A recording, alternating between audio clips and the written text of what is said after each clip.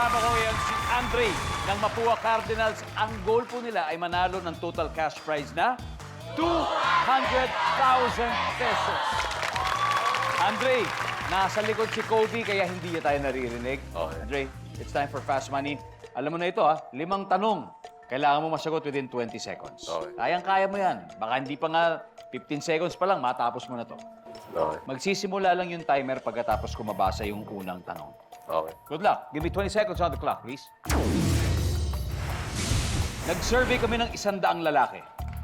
On a scale of 1 to 10, yung 10, yung pinakamataas, being the highest, gaano ka kagaling magluto? Go. 6. Kung isang prutas ang girlfriend mo, anong prutas siya? Apple. Kung walang gamot, iniinom para madaling makatulog. Huwag mag-cellphone. Una mong naiisip kapag sinabing Cebu. Dagat. Ilang pandesal ang kaya mong ubusin sa almusal? 5. Andre, let's go, Andre. Ito. 1 to 10, gaano ka kagaling magluto? Nagluluto ka ba, Andre? Hindi ba? Hindi. Oh, sige, kaya siguro ito yung sagot mo. Sabi mo 6. Ang sabi ng survey ay... Meron. Kung isang prutas ang girlfriend mo, anong prutas siya? Kanina, hayop yung tanong natin. Ngayon naman prutas, sabi mo yung mansanas. Survey says... Huy! Kung walang gamot, iniinom para madaling makatulog. Sabi mo, cellphone. Siguro ang pagkaintindi mo, ano yung gagawin para madaling makatulog? Ang sabi mo, no cellphone. Tama naman yan. Pero ang tanong, ito pa ang hinahanap ng survey. Survey says, wala.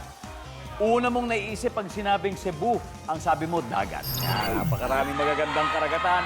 Survey says, meron. Ilang pandesal ang kaya mong ubusin sa almusal? Sabi mo, 5. Survey says, wow. Thank you, thank you. 101 to go, Andre. Let's welcome back, Kobe. Hey, Kobe. Si Andre nakakuha ng 99 points. Ibig sabihin, 101 na lang kailangan natin. Ha? Tapos 200,000, maiuuwi na natin kagad. Good luck. Makikita po ng viewers sa bahay ngayon ang sagot ni Andre. Give me 25 seconds on the clock. Ito na. Nag-survey kami ng 100 lalaki.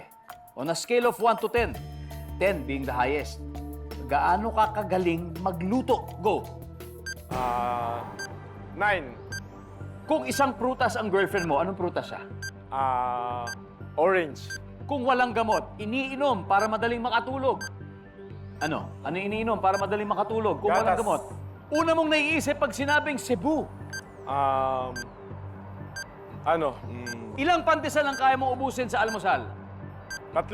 Una mong naisip pag sinabing Cebu. Let's go. Good luck, Kobe. Gaano ka kagaling magluto? 1 to 10. Ang sabi mo, 9. Survey says, ang top answer ay 10. Kung isang prutas ang girlfriend mo, anong prutas na sabi mo? Orange. Survey says, yes, ang top answer ay apple. Nakakuha ni Andre. Kung walang gamot, iniinom para madaling makatulog, sabi mo, gatas. Survey says, top answer. Una mo naisip pag sinabing Cebu, hindi natin nasagot. So, 0 yan. Audience, ano sa palagay nyo? Pag sinabing Cebu, lechon. Tama yan. Ilang pandesal ang kaya mo ubusin sa almusal? Sabi mo, 3. Ang sabi ng ating survey ay, boom, 5. Ang top answer, 5. Nakuha mo. Anyway, congratulations, Scooby. Nanalo pa rin kayo ng 100,000 pesos.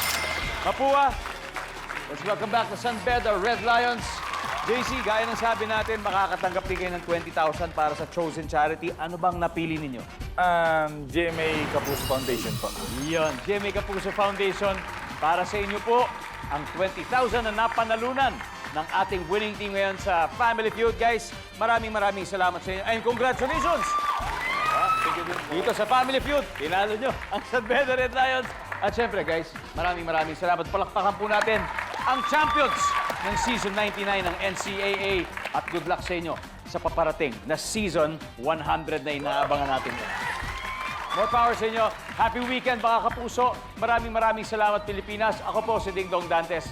Araw-araw na maghahatid ng saya at papremyo. Kaya makihula at manalo dito sa Family Feud.